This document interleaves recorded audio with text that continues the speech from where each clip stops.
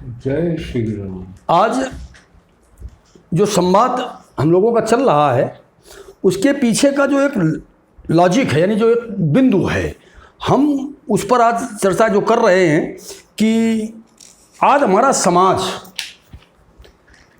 जिस चीज़ को, जो चीज़ कुदरत ने हमें दी है, ईश्वर ने जो दौलत हमें दी है, उसे हम और हमारा युवा समाज दोनों हाथ से लुटा रहा है और बर्बाद कर रहा है। और जो चीज़ें हमें बहुत संजो करके रखनी चाहिए उसे तो हम रख नहीं रहे, यानी हमारा समाज नहीं रख पा रहा है। और जो चीज़ें आर्टिफिशियल हैं, यहीं संसार में हमने अपने शरीर के द्वारा या विवेक के द्वारा या अपने पारिवारिक जनों के द्वारा जो साधन हमें मिले, उनके लिए हम एक दूसरे का खून बहा रहे, एक दूसरे की हत्याएं कर रहे और आपसी संबंध खराब कर रहे हैं। जबकि हमें करना ये चाहिए कि जो कुदरत ने हमें अनमोल धरोहर दौलत दी है, उसकी हमें जान लगा करके उसकी हिफाजत करनी चाहिए। अब आज के जो हमारी युग के जो नई जनरेशन है और जो हमारे पीछे 100-200 वर्ष पीछे के जो हमारे पूर्वज थे, हमारे महापुरुष थे, जब आप हम उनका और अपना कंपैरिजन करेंगे तो आपको ये फर्क महसूस होगा। अब मैं जो आपको कहने जा रहा हूं कि आज सबसे ज़्यादा प्राथमिकता हमारे यहाँ है। आप देखिए, बैंक से पहले हम लोग ज़मीन के नीचे गाड़ते थे, बैंकों में रखने लगे, लॉकरों में रखने लगे, यानी सोना चांदी, रुपए पैसे के लिए लोग न जाने क्या क्या किस हद तक चले जाते हैं। जमीन प्रॉपर्टी मकान के लिए न जाने लोग किन किन हदों तक गुजर जाते हैं, चाहे वो किसी की भाई हत्या करनी पड़े, बेईमानी करनी पड़े, कुछ भी करना पड़े, जबकि सबको ये पता है कि ये सारी चीज़ें हमारे जीवन के अनंत काल तक सफ़र में नहीं रहेंगी। एक सीमित समय तक ये हमारा साधन और सुख दे सकती हैं, लेकिन जो चीज़ कुदरत ने दी है वो हमारे जन्म से मृत्यु तक और उस सफ़र तक हमारा साथ देगी, लेकिन उस पर हम लोग ध्यान नहीं देते हैं। अब हम वो चीज़ आप लोगों को एक रचना के माध्यम से बताना चाहेंगे और बीच में हम आपको बताते भी जाएंगे, जिससे कि हमारे तमाम साथियों को हमारी रचना सरलता से समझ में आ जाए। हमें क्या रखने की ज़रूरत है हिफाजत से। अब ये चीज़ जो मैं रचना है ये सुना रहा हूँ, ये अपनी क्षेत्रीय भाषा में है, लेकिन शब्द आपको सब समझ में आएंगे। जगमा यही एक रखवारा, जगमा यही एक रखवारा, यही एक रखवारा, जगमा यही एक रखवारा। अमित भाई जानते हो तुम क्या रखने की चीज है? जो दुनिया की सबसे बड़ी ताकत है वो चीज हमको हिफाजत करने की जरूरत है। मैं अभी बता रहा हूं, आप लोग मानोगे कि नहीं, वाकई जिंदगी में हमसे अपराध हुआ है, भूल हुई है और उसका ये दुष्परिणाम आज समाज झेल रही है। अब देखिएगा क्या रखने का है कि अरे बूंद एक से दुनिया रच दई, बन गया बूंद संसारा। बूंद बूंद पर जाइएगा, अगर समझ सकते हो तो चलो, नहीं मैं बता रहा हूं कि एक बूंद से दुनिया रच दई, बन गया बूंद संसारा, बन गया बूंद संसारा। अरे यही बूंद है परम तत्व कर जीवन मा उजियारा। अब पहले हम बूंद को समझ लेते हैं। ये जो हमने 2-3 बार अपनी इस रचना में शब्द इंडिकेट किया कि बूंद, हम आप जितना संसार देख रहे हो, चर अचर जलचर नभचल थरचल, जहां तक गो गोचर जहां लो जाई, जहां तक हमारी आपकी नजरें जा रही हैं, जहां तक जीव दिख रहे हैं, ये सारे जीव एक बूंद से इनका निर्माण होता है। अब उसको और सरल भाषा में हम आपको बताना चाह रहे हैं कि हम और आपका जो जन्म हुआ है, हमारे अपने जब उस अवस्था में पहुंचते हैं और जब हमारा जो एक लिक्विड पदार्थ, एक बूंद, अब आप समझ रहे हो ना? नहीं समझ पाए अभी? मैं समझ गया। यानी एक जो हमारे अंदर, हमारी बॉडी के अंदर जो एक तरल पदार्थ होता है, यानी जो एक लिक्विड होता है जिसे अंग्रेजी में कहते हैं, लेकिन हिंदी भाषा में कहते हैं तरल पदार्थ, जो हमारी बॉडी के अंदर, वो कहीं एक निश्चित स्थान पर नहीं है। ये परमात्मा का तत्व है, यही परमात्मा का तत्व है, यही ब्रह्म है। और जब ये वो स्थिति आती है संसार की संरचना करने की, तब वो इस बॉडी से बाहर आता है। और वही तत्बूंद, वही तरल पदार्थ जब वहां पहुंच करके, अब आप इशारे से समझिएगा, मैं उसे एक्सप्लेन नहीं कर सकता हूं, तो जब हमारे बॉडी के अंदर से हमारा तरल पदार्थ बाहर आता है और वो जब वहां एक किसी निश्चित जगह पे स्थापित हो जाता है, उसी बूंद से ही तो मानव की रचना होती है। अब आप जरा विचार करें कि उस बूंद में कितनी अलौकिक ताकत और शक्ति उस ब्रह्म ने दी है, जिसको हम और हमारा आज का युवा समाज दोनों हाथों से लुटा और बर्बाद कर रहा है। अब आप समझ रहे हैं ना हमारी बात? तो जगमा यही एक रखवारा, जगमा यही एक रखवारा।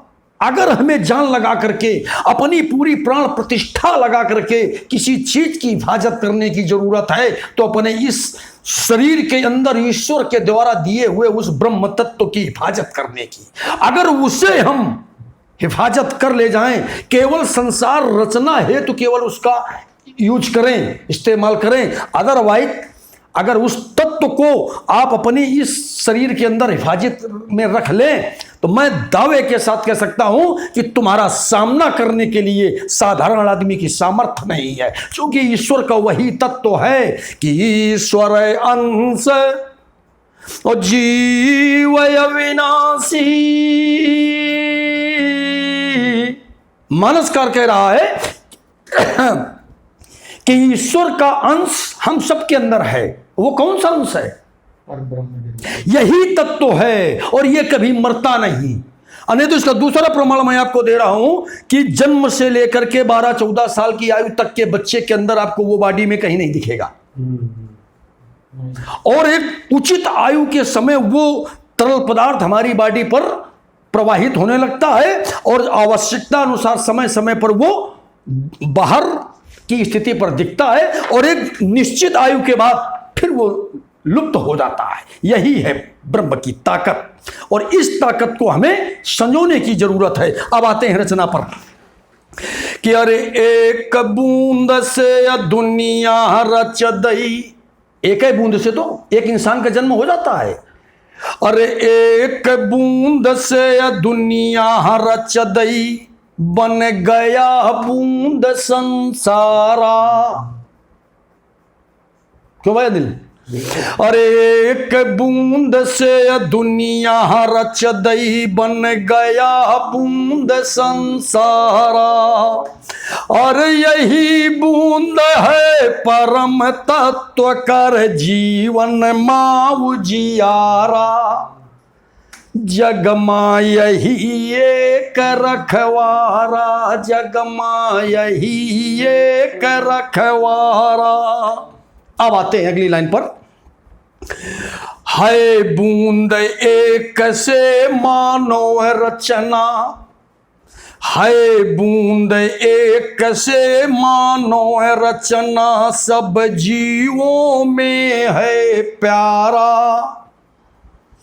बर्बाद बूंद क्यों करता मूर्ख, बर्बाद बूंद क्यों करता मूर्ख, ये जीवन का धारा।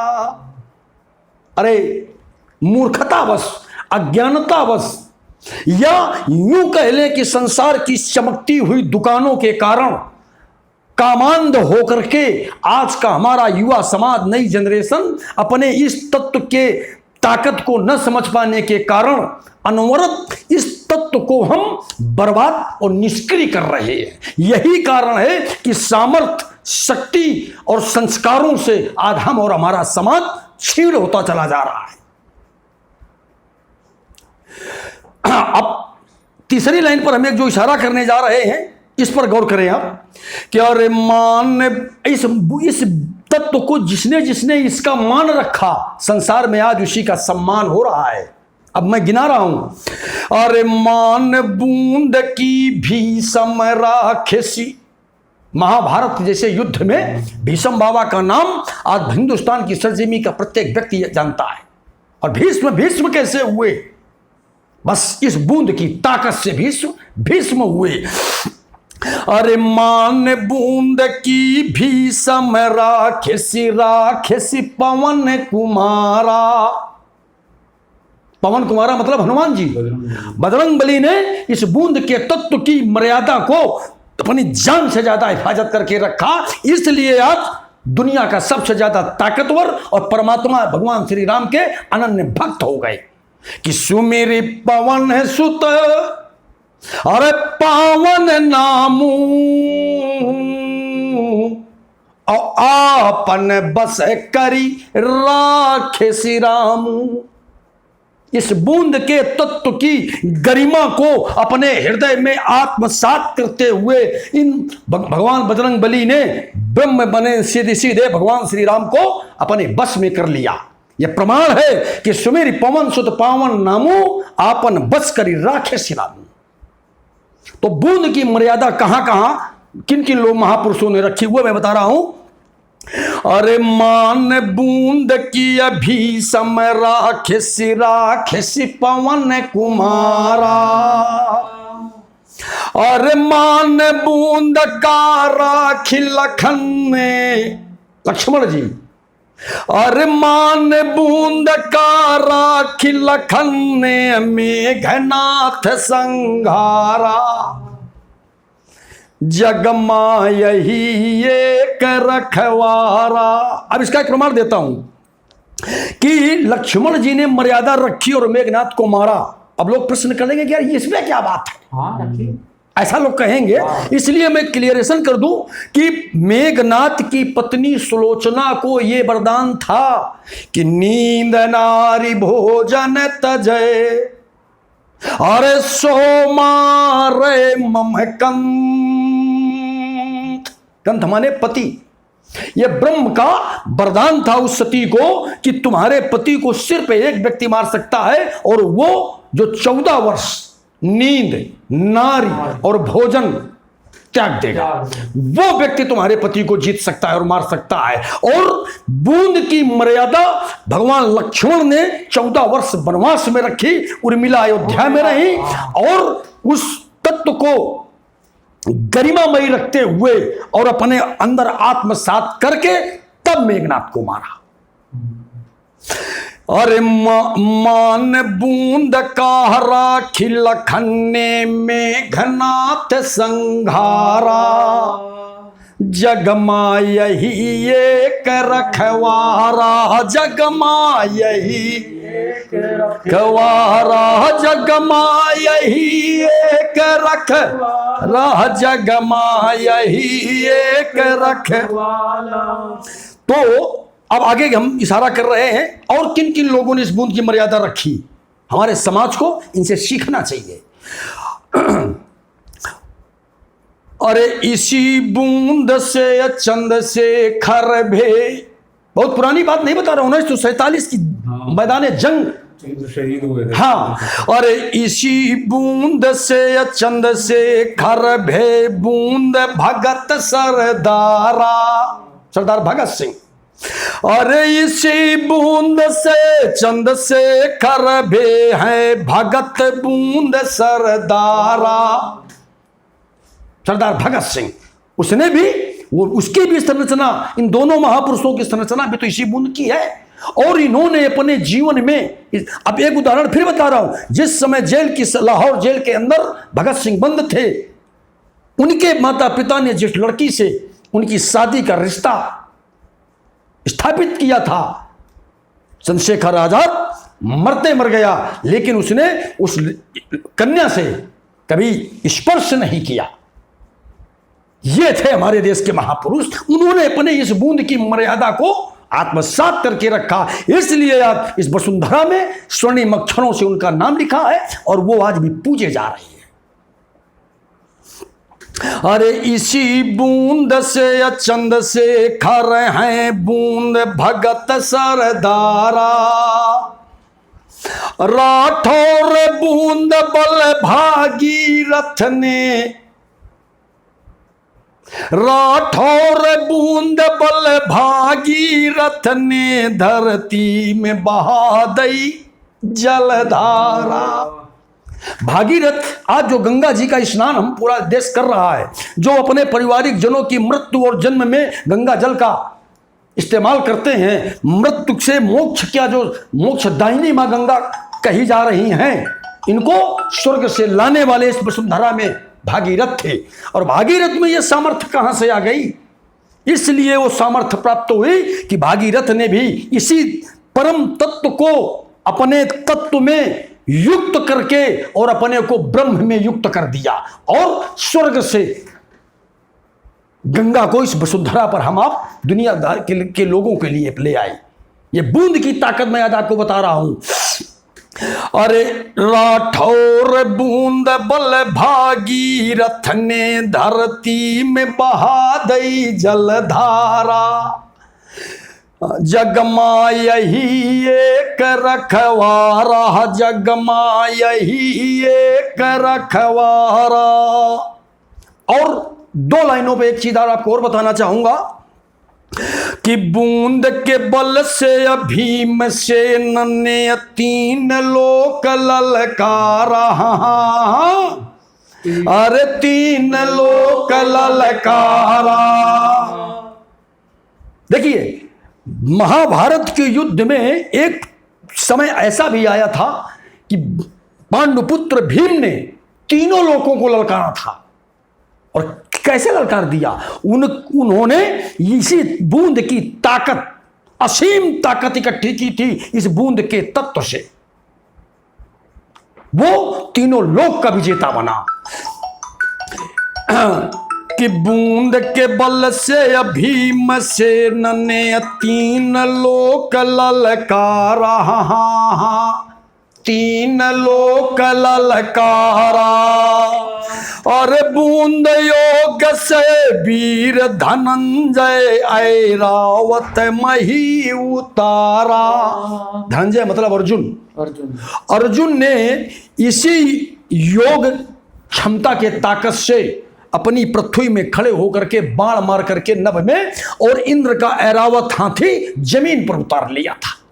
यह सामर्थ्य थी हमारे देश के, हमारे ही अपने महापुरुषों में। लेकिन यह सामर्थ्य कहीं किसी बाजार और दुकान से नहीं प्राप्त की, ईश्वर के दिए हुए उस तत्व की सम्मानपूर्ण गरिमा रख करके अपने जीवन में आत्मसात करते हुए उस तत्व को अपने परम तत्व में युक्त करते हुए इस साधन शक्ति के पर वो पहुंचे हैं।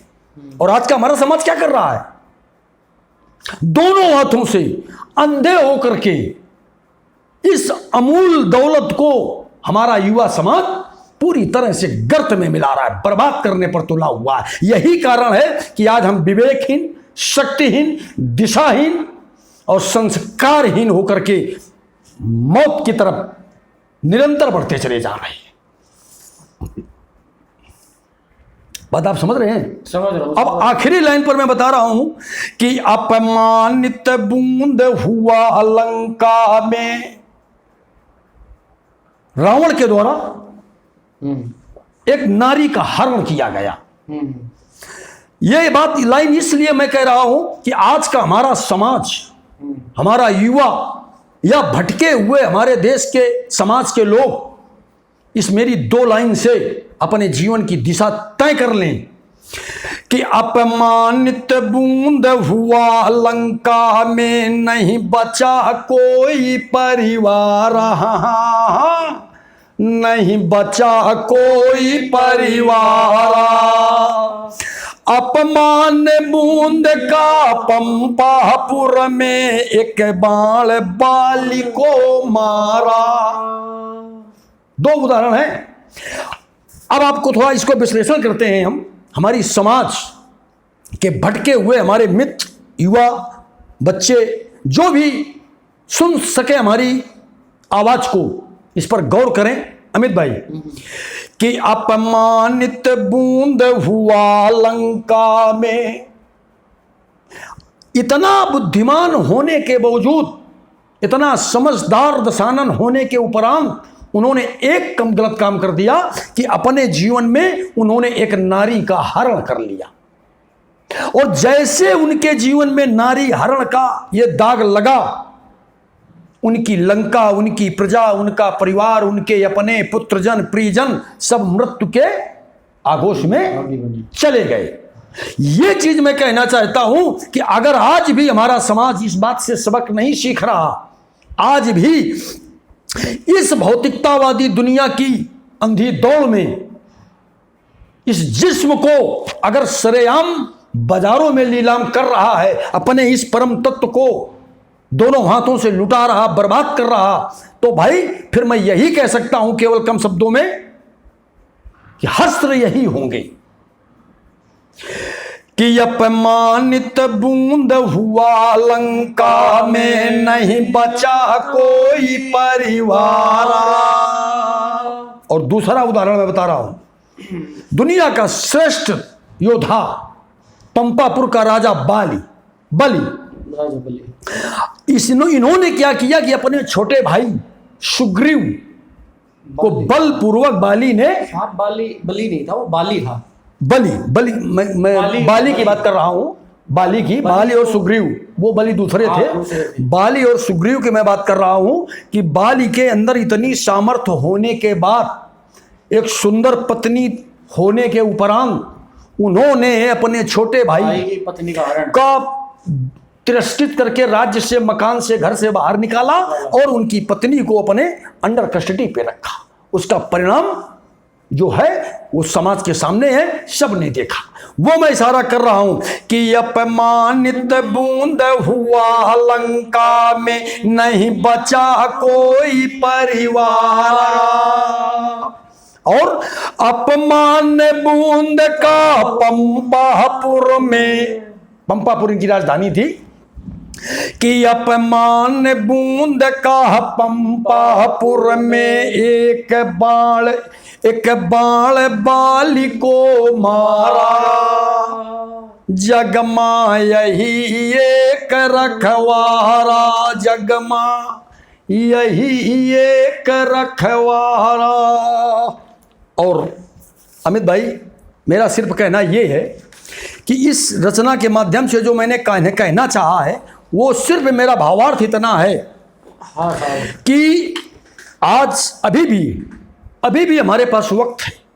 ऐसा नहीं है कि हम इस उम्र में हैं, आप इस उम्र में हो, कौन किस उम्र में, यार उम्र निकल गई, ऐसा नहीं है। हमें जब से समझ आ जाए, हमें जिस दिन से परमात्मा की सामर्थ्य का एहसास हो जाए, उस दिन से हम अपने को एक सही दिशा पर मोड़ लें और प्रयास ये करें कि हम जिम्मेदारी के साथ अपनी दिशा सुनिश्चित करके और अपने पीछे वाले भटके हुए साथियों को सही दिशा बताएं। और एक ही सटीक, एक ही रास्ता है कि जो हमारे जीवन के अंदर इस बूंद की मैंने इतनी देर चर्चा की, जो परमात्मा के द्वारा दी हुई ये अनमोल धरोहर हमारे इस निर्मित शरीर के अंदर व्याप्त है, इसे सिर्फ और सिर्फ हमारा युवा समाज अपने संसार सृजन के काम में ही सही इस्तेमाल करे। वरना अगर ये तत्व शरीर में नहीं रहा तो आप बिना तत्व के हो जाएंगे।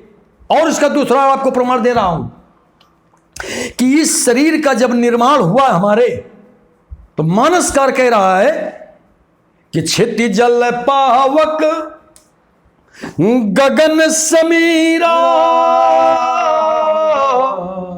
अब पांचिता तो मिली बना शरीरा। इन पांच तत्वों के मिश्रण होने के उपरांत ये शरीर की संरचना हुई। अब ये पांच तत्व कोई मार्केट और बाजार से तो नहीं मिले। सोचने का एक बड़ा गंभीर विषय है कि क्षिति जल पावक गगन समीरा, यानी पृथ्वी, जल, वायु, अग्नि, इन सारी चीजों का एक मिश्रण हुआ, इसके बाद हमारी शरीर का निर्माण हुआ। अब ये जो तत्व है ये कहां से है? शरीर में जो तत्व है बहुत ये बारीक विषय है। पृथ्वी से हमें जो खाद्य पदार्थ मिले, लाखों जीवन के अंदर हमने हजारों टन अनाज का इस्तेमाल किया, उस अनाज के खाने से जो भी कुछ तरल पदार्थ, बिल्कुल सार यानी तत्व, अग्नि, जल, हवा, इन सब चीजों का सार जो निकलता है, तत्व, रस, उस रस को से भी, उस रस के भी फिल्टर से जो रस निकलता है वो होता है ये तत्व। और उसका कोई मूल्य नहीं है, वो मूल्य है। संसार में उस पदार्थ का कोई मूल्य नहीं है। आप हर चीज का मूल्य निश्चित कर सकते हैं, लेकिन उस मूल्य का, उस तत्व का कोई मूल्य नहीं दे सकता संसार में। अब आप ये देखें कि जब इतना मूल्यवान हमारा वो तत्व है जो ईश्वर ने मुझे वो दौलत दी, और हम क्या कर रहे हैं? हम लोग केवल उस दौलत को, उस ताकत को दोनों हाथों से लुटा रहे, बर्बाद कर रहे, अपने आप को छीण कर रहे, कांतिहीन कर रहे। चेहरे के नूर, चेहरे की चमक, ददकते हुए चेहरे, फौलाद की तरह बने हुए जिस्म, आज हम क्यों 4-4 फुट के बच्चे हो रहे? हाँ, कभी हमारे बाबा हाथी जैसे शरीर हुआ करते थे। मैंने देखा है कि मेरे बाबा ऐसे बैल को पकड़ करके ऐसे एक हाथ से बैठाल देते थे। ये मैंने देखा है कि कोल्हू, गन्ना की पेराई में कोल्हू में एक पार्ट होता है, उसकी वेट होती है 1 कुंटल। मेरे बाबा अकेले उठा करके चढ़ा देते थे और रख देते थे। लेकिन आज हम किस स्टेज पर खड़े हैं? उसका कारण यही है, हम लोगों ने अपने उस अमूल्य खजाने से दोनों हाथों से अपनी दौलत लुटा दी है। हम अब बस केवल कांतिहीन, वीरहीन, बस मात्र नाम के नमूना रह गए हैं। इसलिए ज़्यादा चर्चा न करते हुए बस इतना ही कहना चाहूँगा अमित भाई, अभी भी हमारे पास वक्त है और हम पूरी जिम्मेदारी और ईमानदारी और निष्ठा के साथ परमात्मा को ध्यान करते हुए उस तत्व की हर संभव जान से भी ज़्यादा लग करके उसकी हिफाजत करें और लोगों को प्रेरित करें कि आप भटके हुए राही हो, इन सब अनावश्यक की चीज़ों में पड़ करके इस तत्व को बर्बाद न करें और जीवन को सामर्थ्यवान, कांतिवान और निष्ठावान बनाएं, जिससे परमात्मा आप पर मेहरबान हो सके। बस इसी के साथ मैं अपनी वाणी को यही विश्राम देता हूं और फिर आप सबके साथ भेंट करूंगा। जय श्री राम। जय श्री राम।